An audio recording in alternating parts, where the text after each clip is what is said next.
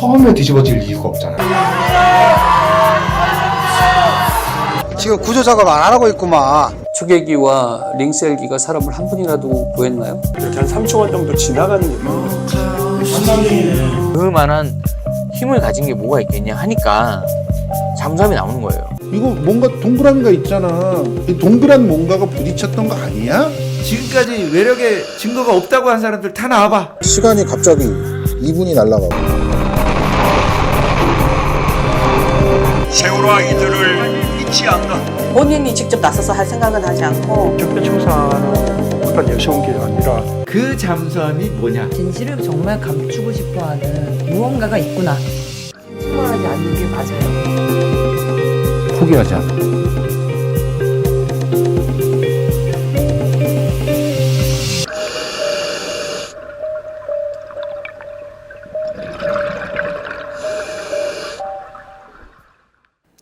얘기를 본격적으로 시작해 보겠습니다. 오지만 디아스님께서 굉장히 뼈아픈 지적을 해주셔가지고 민주당이 세월호 진실 은폐의 공범이잖아 이렇게 얘기를 해주셨네요. 차근차근 얘기를 해보죠. 아니 우리 윤 감독님은 왜 이 작품을 만들기로 결심을 하셨죠? 10년이 됐는데 네.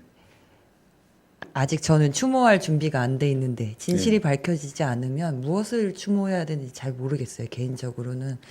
근데 이제 진상규명 목소리가 작아지는 것 같고, 근데 그동안 이제 해왔던 함께 했던 10년이 있다면 제 손에서 예, 정리가 된 것 정도는 국민분들에게 보여드리고 공감을 한번 얻어보면 진실이 밝혀지지 않았다는 것에 대한 적어도 그것에 대한 공감은 되지 않을까 해서 만들게 됐습니다. 예. 윤 감독님은 지금 진상이 규명되지 않았기 때문에 사실은 세월호에 대해서 우리가 이렇게 무책임하게 관심을 놓아버려서는 안 된다. 이런 얘기를 해보고 싶다고 하신 거잖아요. 네, 맞습니다. 예. 우리 권영민 변호사님은 이런 생각을 갖고 아마도 이제 도움을 청했을 것 같은데, 그렇죠? 다큐멘터리 만드실 때 좀 도와주세요 이랬을 것 같은데, 그때 뭐라고 하셨나요? 이제 윤 감독님은 그냥 영화를 만드는 거더라고요. 예. 그러니까 영화는 좀 더 쉽게 뭐 우리가 볼 수 있고 접할 수 있고, 그리고 그 영화를 보고 나면 사람들이 얘기할 거리가 생긴다. 그렇죠. 저는 그래서 뭐 지금까지 윤 감독님이 작품을 만든다고 할 때 아주 열심히는 아니지만 이렇게 좀 같이 다니면서 백업을 했습니다. 예. 그래도 우리 특조위 위원이셨던 분을 이렇게 모시고 작업을 했으니까 그래도 큰 힘이 되셨겠네요. 시작이었던 것 같아. 이 다큐의 시작이 권영민 변호사님을 만나면서 시작이 됐고 더 명쾌해졌죠. 이전에는 질문이 많았잖아요. 예. 세월호는 워낙에 주제가 많으니까 예를 들면 구조 방기 하다 보면 또 시간이 가고 또 예를 들어서 데이터가 없는 거를 보다 보면 또 이거 저는 그때 핸드폰 포렌식을 보고 있었거든요. 예. 그것도 몇 달 가고 그러니까 통합이 안 되는 상황이었는데 권영민 변호사님 만나면서 이제 침몰 원인부터 이렇게 진행을 하게 되니까 다큐멘터리가 훨씬 더 명쾌하게 될 수 있었던 것 같아요. 자, 그러면 일단은요, 이 영화 어떤 영화인지 간단하게 지금 예고편 보시고 본격적인 얘기를 좀 해보도록 하겠습니다. 한번 보실까요? 한쪽에서 딱 걸려가지고 잡고서는 안 놔주는 느낌. 갑자기 배가 꽝 소리 나면서 비정상적인 항적이 나왔다고 얘기한다면 외부의 충돌이 아니고는 배 안에 사람이 남아있는 걸 저는 처음 본 거예요. 창문을 깨려고 그 모습도 보이잖아요. 지금 구조 작업 안 하고 있구만. 3일 동안 그러셨으니까. 핸드폰이 물에 젖지 않았다는 걸 뜻하는 거거든요. 밝혀져야 되는 건 명확하게 두 가지잖아요. 무슨 말도 안 되는 일을 했어요. 초계기와 링셀기가 사람을 한 분이라도 구했나요? 왜 기밀이냐? 이미 7, 8년이 지났고. 국가가 죽인 게 되는 거죠. 처음에 뒤집어질 이유가 없잖아요. 그만한 힘을 가진 게 뭐가 있겠냐 하니까 잠수함이 나오는 거예요. 제일 먼저 세월호에 다가간 것은 불안과 불용기. 조난된 잠수함의 승조원을 구조하기 위한 이렇게 말하는 당신들 음모론자라. 시간이 갑자기 2분이 날아가고 그만큼 의혹이 풀리지 않으니까. 진실이 밝혀지고 책임자들이 처벌이 되면 타격을 받은 흔적이 있어요. 지금도 아까 제 영상을 보면 무슨 안테나 같은 게 이렇게 한 3초간 정도 지나가는 게 보여요. 기울어졌는데도 화물은 그대로 있어요. 뭔가에 부딪혔다라는 거가 결론에 나와 있더라고요. 근데 왜 못 봤어요? 그렇게 이유가 없는데 한사코 들어갔습니다. 국가의 어떤 큰 음모가 세월호 이들을 잊지 않나. 본인이 직접 나서서 할 생각은 하지 않고 적폐청산은 어떤 여성계 아니라 사참이 뒤에서 검찰 뒤에서 아무것도 안 했어요. 특수단에서는 아무 문제가 없다. 미국 애들이 뭔가 공작을 하는 거야. The rock solid alliance, this alliance, our alliance allies, this alliance is special. 미국 정부도 뭐가 있지 않나 하는 생각이. 자기가 왜 죽었는지는 모르고 그걸 알려줬죠, 어른들이. 진실을 침몰하지 않는 게 맞아요. 포기하지 않아.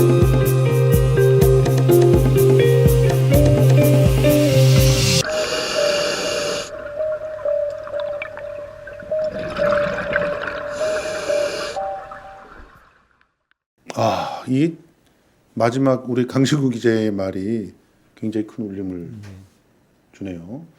우리는 2016년에 촛불을 들었을 때 가장 많이 불렀던 노래를 기억을 합니다. 우리 아들도 그 노래는 알고 있어요. 어둠은 빛을 이길 수 없다. 그리고 거짓은 참을 이길 수 없다. 진실은 침몰하지 않는다. 우리는 포기하지 않는다. 근데 진짜 진실이 침몰하지 않았느냐. 이 질문을 지금 10년째 되던 해에 던지고 있는 거예요. 그렇죠?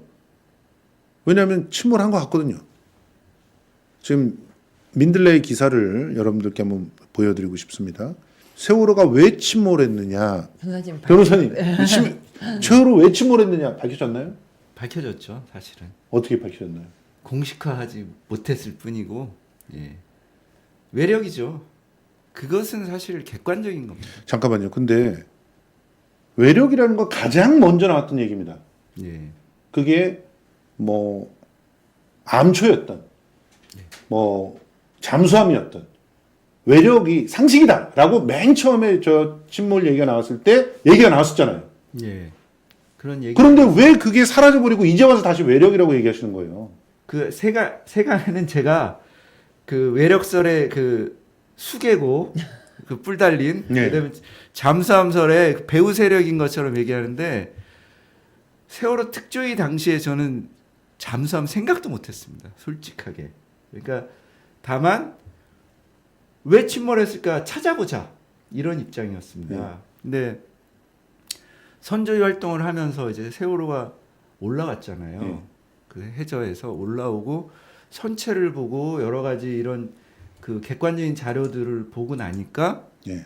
이제 점점 이게 외력이다라는 것에 대해서 더 이제 접근하게 된 겁니다. 그러니까 저로서는 조금 더 일찍 외력에 대해서 관심을 가졌으면 좋았을 텐데 그렇게 못한 건 죄송하고요. 예.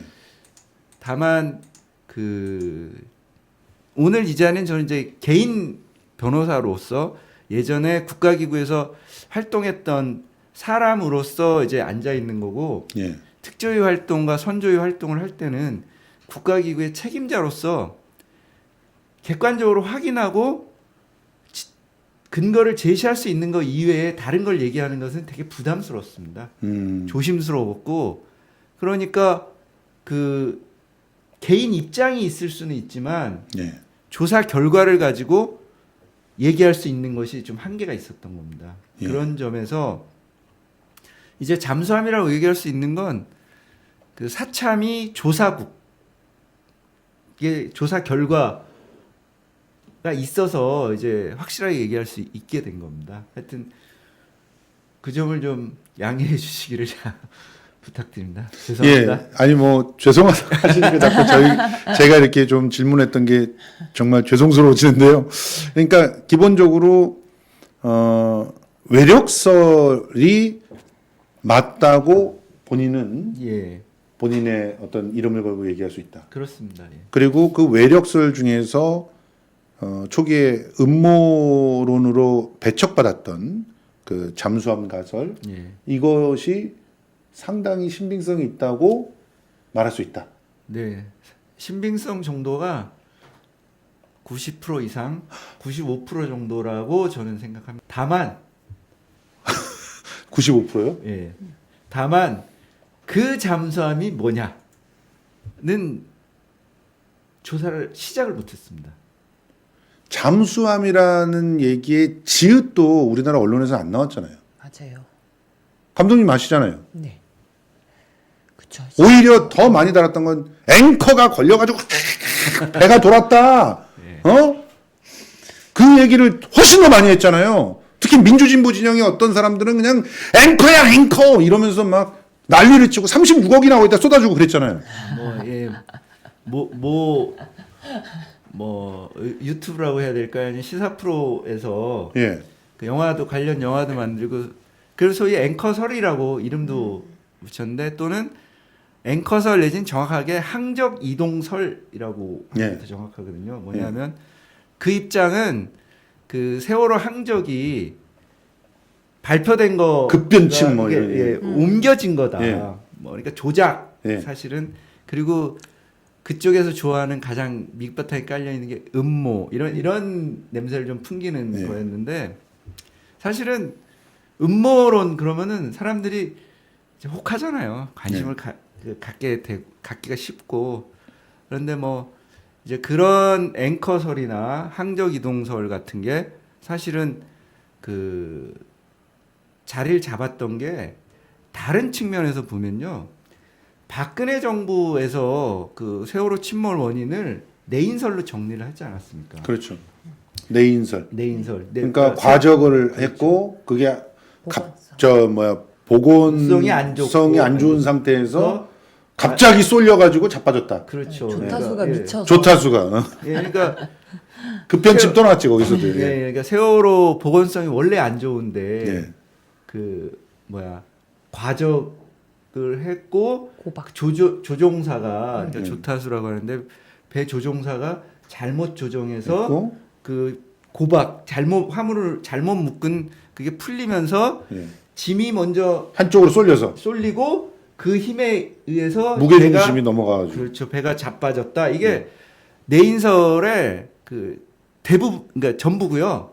이게 그게 정부 공식 입장이라고 저희는 알고 있어요. 예, 박근혜 정부의 그 공식 입장이었습니다. 검찰 수사 결과도 그렇고 이제 그러다 보니까 그걸 믿기 어려운 사람들한테 그때는 그러니까 2015년, 2016년도에는 외력선이나 잠수함이 객관적인 근거를 갖고 제시되기 어려운 상황이었기 때문에 아직 그 수준이 안 됐기 때문에 이제 그 박근혜 정부의 결론을 인정하고 싶지 않은 사람들한테 호감을 받았던 거로 저는 생각을 하고요. 앵커설 같은 것도 그렇습니다. 그러니까 지금 보면 굉장히 수준이 낮은 입론인데 그때만 해도 하여튼 박근혜 싫잖아요. 그리고 박근혜 검찰이 정리한 내용을 인정하는 건 뭔가 아닌 것 같고 이제 그런 사람들한테 좀 그 호감이 있었던 거고 그게 세월호 선조위 조사 결과를 보면서 한번 이제 뒤집히게 되는데 이번엔 거꾸로 그 잠수함이나 외력 이런 거를 두려워하는 사람들 이제 거꾸로 다시 박근혜 내인설을 자기 결론으로 받아들여 버리는 거예요. 예. 그러면서 그것과 대립되는 입장은 사실은 뭐랄까 이 사회에서 좀 뭉개버렸다고 할까요? 뭐 이게 방송에서 이렇게 점잖은 표현을 써서 죄송한데요. 뭉개버리고 무시하고 그러면서 결국은 2018년도 정도 그러니까 세월호 선조위 활동이 끝나기 2018년도인데 선조위가 끝난 이후에 사참위 활동을 할 때는 이제 더 이상 선조위의 결론을 얘기하지 않아요. 우리나라 주류 언론이. 여기서 주류라고 하는 건 소위 세월호에 관심이 있었던 진보 주류 언론이죠. 오히려 한겨레 경향 한 뭐뭐 네. 신문, 경뭐뭐 신문, 오마이뉴스 뉴 뭐뭐파 네. 네. 근데 오마이뉴스는 그래도 시민 기자들이 있으니까 있으니까. 조금씩 쓰기는 했습니다. 근데 뉴스타파도 그거를 무시했다는 거잖아요. 제가 아주 싫어하는 언론입니다. 권영빈 변호사님의 블로그에 올라 있는 사진을 좀 보여드릴게요. 이 사진 보십시오. 이게 세월호에 이제 땅으로 건져 올린 세월호의 외관입니다. 좌현. 좌향 외관입니다. 좌현, 왼쪽의 외관. 여기 보세요.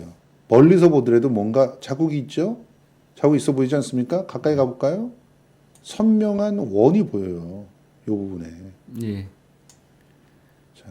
정확하게 찾아내시네요. 아니 이게 다 보이거든요. 다 보였고 사람들이 저걸 보고 야 이거 뭔가 동그라미가 있잖아. 이 동그란 뭔가가 부딪혔던 거 아니야? 그리고 여기가 이렇게 부서진 거 아니야? 라고 누구든지 상식적으로 이걸 보면 그래서 세월호는 건져놓으면은 원인이 다 밝혀질 거라고 얘기했잖아요. 근데 왜 저 사진을 가지고 여기 동그란 이 흔적을 파공을 찾아야 된다, 구멍을 찾아야 된다, 뭐 이런 논리가 있지 않았어요 그때? 맞아요 그때. 예. 그래서 근데 파공은 없었어요. 파공은 그렇죠. 그리고 파단이 있던 거. 파단이 있었던 거지, 그렇죠? 이렇게 쭉 위에서 아래로 된 걸 저런 걸 파단이라고 하는데. 네. 근데 여기가 동그랗게 꾸물어 들어갔잖아요. 그렇죠. 저거는 밖에서 눌러야만 생길 수 있는 그런 그러니까 상태입니다. 박찬호가 150kg의 공을 던졌을 때 생기는 그런 자국이에요. 저희가 그렇잖아요. 그렇습니다. 150kg로 땅 이렇게 그런 자국이잖아요. 그런 자국이 생긴 거예요. 그래서 그거를 원을 이렇게 이런 정도의 크기의 물체가 들어갔을 것이다라고 이제 표시를 해놓으신 것 같은데 이런 자국이 육안으로 확인이 됩니다. 저기가 자연 핀 안정기실 요 빨간 표시된 그 왼쪽부터가 자연 핀 그렇죠? 안정기, 핀 스테빌라이저라고 하는 거. 스테빌라이저 많이 얘기 나왔었죠. 그 세월호의 양쪽 날개 같이 생긴 거, 거기가 과도 회전됐다고 하는 그걸 보관하는 방인데요. 저 안쪽이 빨간 표시된 데 이렇게 된 데는 리프팅 빔으로 이렇게 대놨던 데입니다. 과거에 해저에서 이제 세월호를 인양하기 위해서 빔을 세워놨었죠. 빔을 받쳐놨거든요. 받쳐놨었죠. 그러니까 빔을 받쳐서 저기는 빔을 받치기 전에 생긴 상처지 빔으로 막고 있기 때문에 나중에 상처 생기가 없고요. 그리고 이 세월호를 이제 올리고 직립을 한 게 2018년 5월 10일인데 맞아요. 그때도 저게 안 보였어요. 왜냐하면 그때는 리프팅 빔이 저기에 붙어 있었거든요. 그렇죠. 이렇게. 그러니까 리프팅 빔을 떼내고 나니까 보니까 보였는데 저기 발견된 거죠. 그러니까 누가 만든 게 아니라 발견된 건데 그 외력을 인정하고 싶어 하지 않는 사람들한테는 저게 안 보이나 봅니다. 왜냐하면 실제로 조그맣거든요. 이게 안 보여. 그러니까 원래 진실은 보고 싶어 하지 않는 사람들한테는 안 보이는 거 아닙니까? 그러니까 멀리서 보면 오히려 더 잘 보여요. 멀리서 보면 이 흔적이 잘 보이잖아요, 더. 여기가 이렇게 동그랗게 뭔가가 부딪혀서 여기가 우그러진 걸로 보이고 그 우그러진 타격 때문에 이렇게 파단이 생긴 걸로 쉽게 상식 갖고 있는 사람이면 야구공을 던져본 사람이면 다 안다니까요. 평론님 잠깐만 저기 그 화살표를 저 밑에 그 동그란 거 까만 거 보이지 않습니까? 요게 스테빌라이저 있던 그렇죠. 자리죠. 그 자리입니다. 저기 까만 데가 과도 회전됐다는 거거든요. 그래서 아까 예고편에는 유레카 했던 그분이 이제 시민한 보좌관입니다. 그 선체조사위원회 보좌관 활동했던 분인데 저걸 보고 유레카를 외친 거죠. 뭐냐면 이건 뭐 외력이다. 이렇게. 여기 외력이 생기니 이 스테빌라이저가 당연히 이렇게 과도하게 돌 수밖에 없었던 거죠. 그러니까 충돌은 아니고요. 그러니까 뭐냐면 그리고 구멍이 뚫릴 만큼의 충격은 아니었죠. 충격은 아니고 이제 저희는 그래서 이제 좀 오해를 피하려고 추돌 왜 차량 교통사고에서 추돌 뒤에서 이렇게 받으면 큰 사고인 경우에도 뭐 이렇게 상처가 막 들나죠. 심하게 나거나 그러지는 않잖아요. 예. 그러니까 힘의 방향이 같은 방향으로 있을 때 예. 뒤에서 받았다 이런 예, 의미죠. 예, 예. 그러니까 추돌이라고 하는데 추돌 시나리오를 저희가 만들지는 못했는데요. 대략적으로는 그렇게 봐서 저기 지금 그 우리 평론가님이 지적해 주신 저 부분이 그러니까 그 처음에 외력 부딪혔고 외력의 명백한 증거다. 예. 저거를 어떻게 생기겠냐 이렇게 봤는데 반전은 아니지만 또 반대하는 사람들 있지 않습니까? 그 사람들은 뭐라고 얘기하냐면 침몰할 때부터 리프팅빔 되기 전까지 사이에 한 가지 가능성을 붙들고 싶어 합니다. 그분들은 어떻게 하냐면 저게 바닥에 떨어질 때 이따만한 탄탄한 자갈 암석 같은 게 있었다. 바위가 그래서 거기에 눌리면 이렇게 그 박찬호 150kg보다 더 센 놈이 눌렀으면 들어간다는데 근데 이제 그것이 좀 무망한 것이 그분들의 기대와 다르게 거기가 다 뻘밭이었다고. 무망한 게 그러니까 그 해저 다 조사를 했습니다. 근데 그런 암초 바위 이런 게 없었고 실제로 저 정도를 그 만들 만한 게 없었고 더군다나 그 날개가 이렇게 나와 있으니까 날개가 먼저 박히잖아요. 그렇죠. 바닥에. 당연히 박히죠. 그러니까 날개가 이렇게 돌아간 상황에서 저기 그 다음에 저게 생길 리는 만무하고 그래서 그분들은 그래서 이제 말을 안 합니다. 저게 왜 생겼는지 왜 돌아갔는지 이게 핀 안정기가 왜 돌아갔는지 그 말을 안 해요. 그러니까 그분들한테는 사소한 문제인 거죠. 근데 그때 그 선조위 끝날 때 마지막으로 들어가셔서 안에 그 기관실 안에 다 휘어진 엄청 많이 휘어져 있거든요. 예, 그건 저 부분, 충격이었어요. 저 예. 부분. 저기 안쪽. 안쪽이 확 밀린 듯하게 그걸 뭐라 그러죠? 벽에 쇠들이 다 휘어져 프레임이 있어요. 그러니까 이제 프레임들이. 2018년 8월 1일이요. 제가 저렇게 이렇게 리프팅 빔이 다 떼어지고 저 안을 볼 수 있는 시간이 없었어요. 왜냐하면 8월 그러니까 제가 2018년 6월 말부터 7월 초까지는 네덜란드 마린에 가서 모형 시험을 하고 왔고요. 2018년 7월 한 달 동안은 전원위원회라고 왜 안건 올리고 의결하고 그걸 한 달 내에 했어요. 그리고 2018년 8월 6일 날 이제 세월호는 선조위는 끝나는데 시간이 없는 거예요. 그래서 8월 1일 날 2018년 8월 1일 날 가서 안에 들어갔죠. 그때는 제가 조사 책임자니까 그 안에 들어갈 수 있었는데 저 피난전기실 안에를 들어가 봤어요. 갔더니 거기서 저는 엄청난 충격을 받았습니다. 와, 이게 지금까지 외력의 증거가 없다고 한 사람들 다 나와봐. 이렇게 너무나 명백한데 그 뭐냐면 펜다 같은 거 웬만해 갖고는 휘지가 않잖아요. 휘지 않죠. 근데 프레임이 막 흐물흐물 돼 있고 그걸 비교할 수 있는 게 좌측 피난전기실 말고 우측 피난전기실. 그렇죠. 반대편 쪽. 가보면 거기는 그냥 깔끔해요. 그대로. 그리고 요 좌측도 피난전기실 위쪽에 화물칸에는 또 프레임이 하나도 아니었어요. 그러니까 여기만 휘어 있고 심지어 그 옆에 기관실이 있는데 여기 오른쪽에 기관실도 흰 게 없어요. 여기만 휘어 있고 그다음에 피난전기실 그 안에 피난전기를 갖고 감싸고 있는 그거 자체가 데크 자체가 앞쪽으로 뒤에서 앞으로 뭐 선미에서 선수 쪽으로 확 밀린 것 같은 형상이 거기서 보였고요. 그 다음에 그래서 그걸 사참위 조사국에서 그 어느 정도 휘었는지를 그 확인을 했습니다. 그래서 이 피난전기가 이렇게 날개가 있는데 이렇게 안쪽으로 밀리고 앞으로 밀리고 그러니까 그럼 두 번의 충격도 설명이 좀 되겠네요.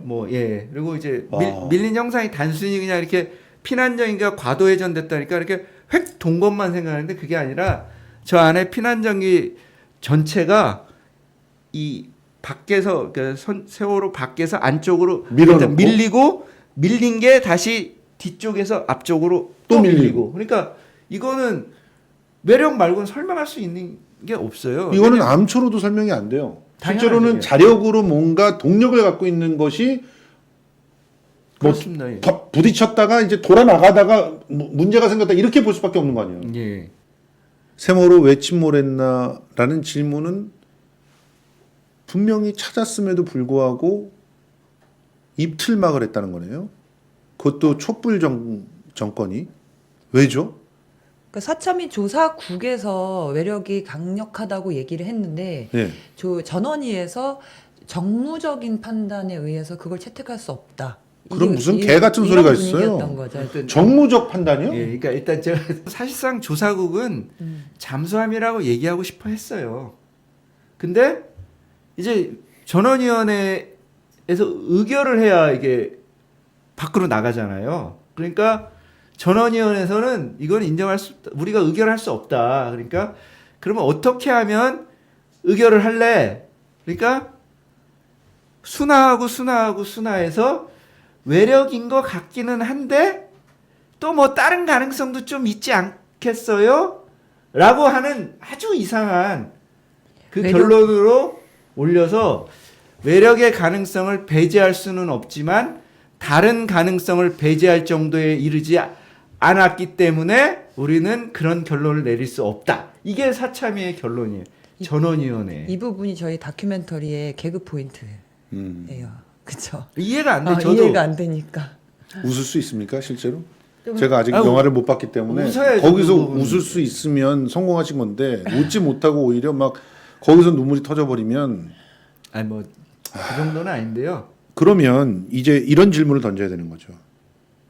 그 왜 구하지 않았냐의 그 질문에 절반 정도는 대답이 나오는 것 같은 그런 생각이 드는 거예요.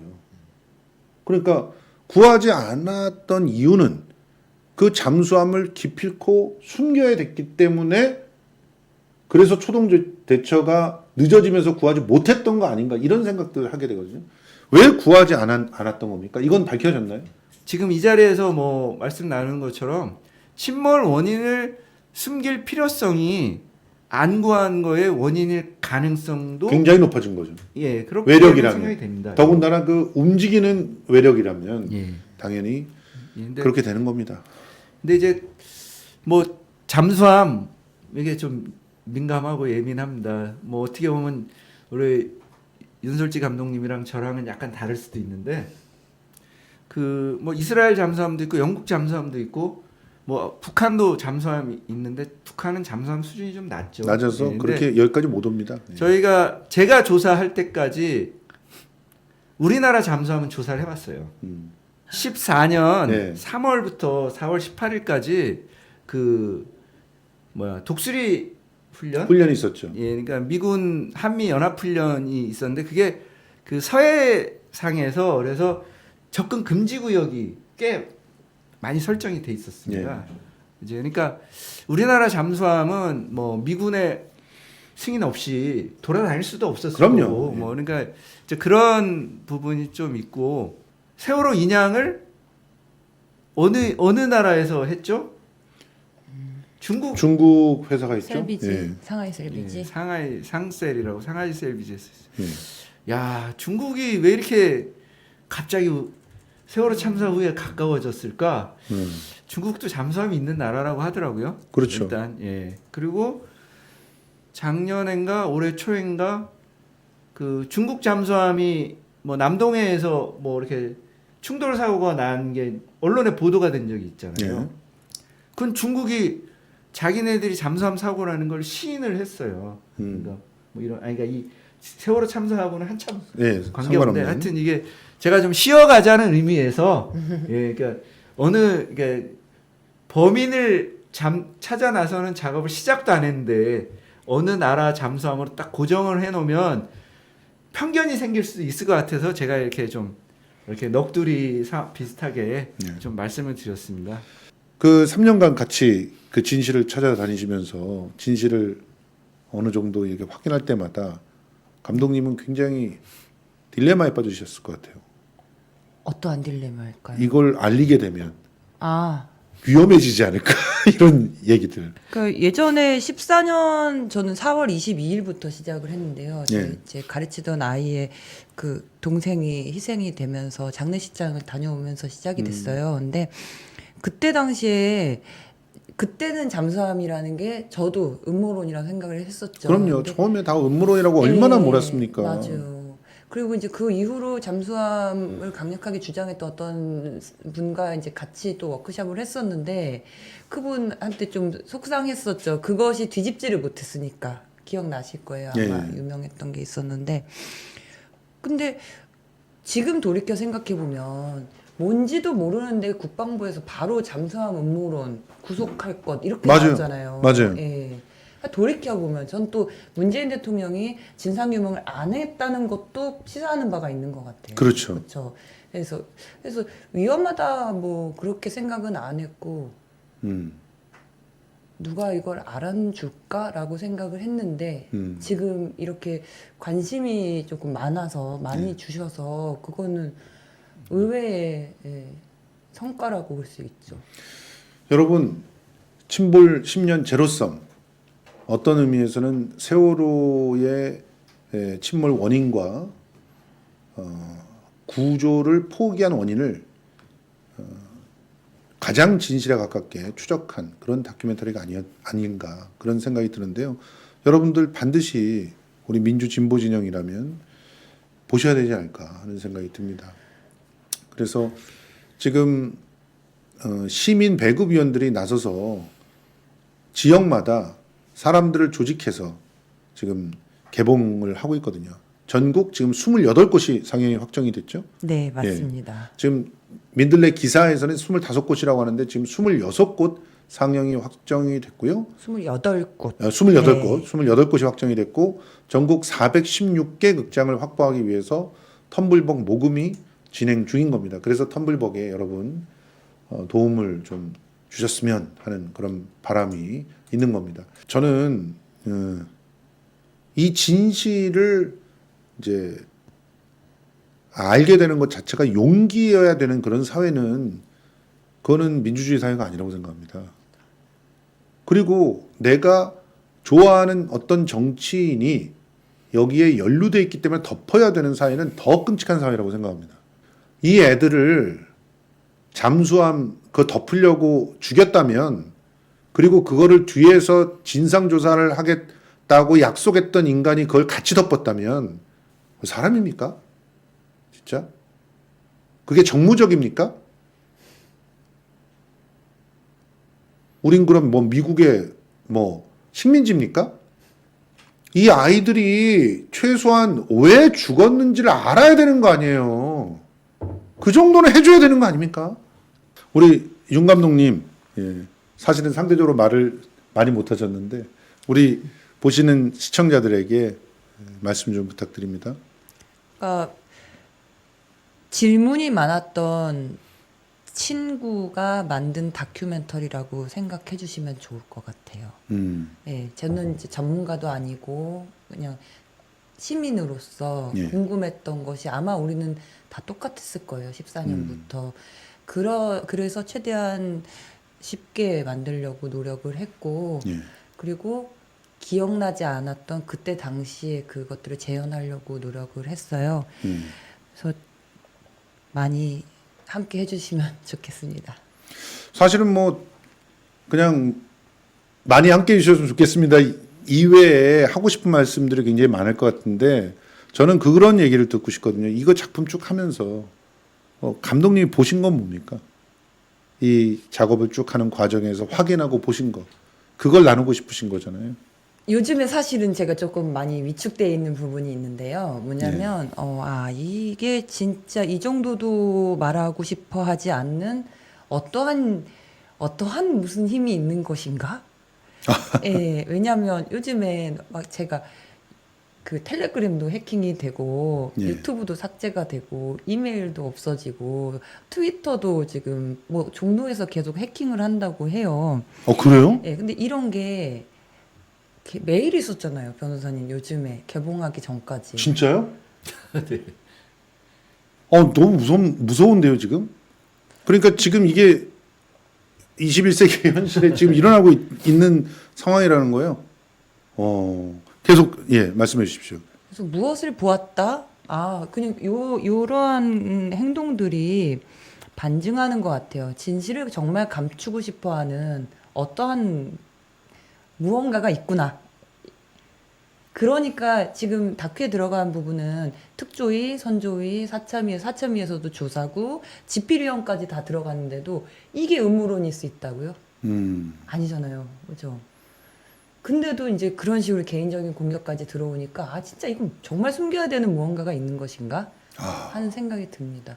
어찌 보면 천진난만하신 우리 견유민 변호사님과 천진난만한 윤솔지가 이렇게 할 수 있는데 어쩌면 무서운 게 있지 않을까 하는 생각도 들어요.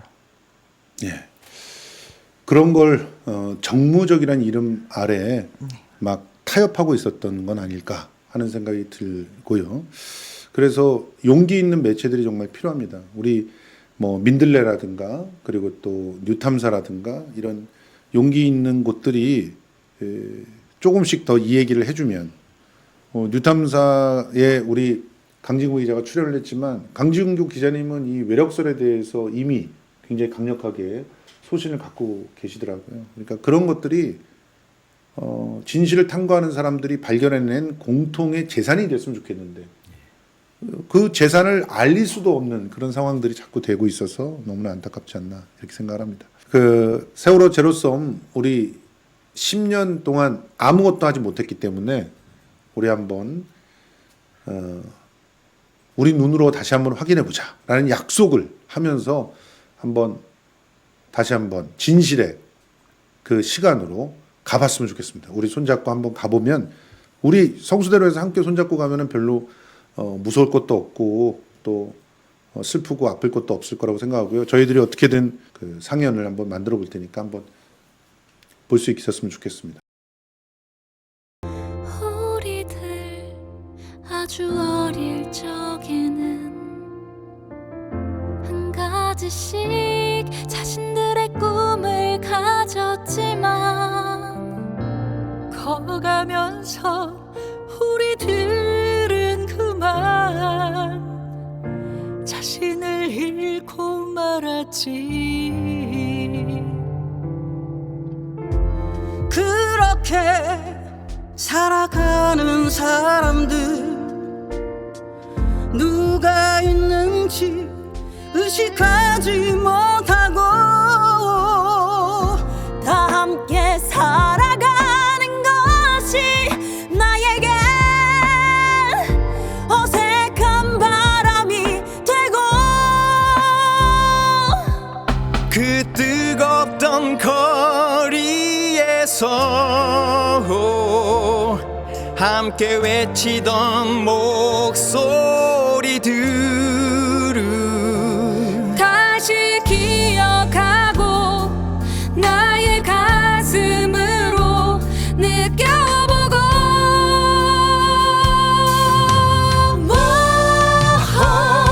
자 우리 다 함께 이 길을 떠나가보자.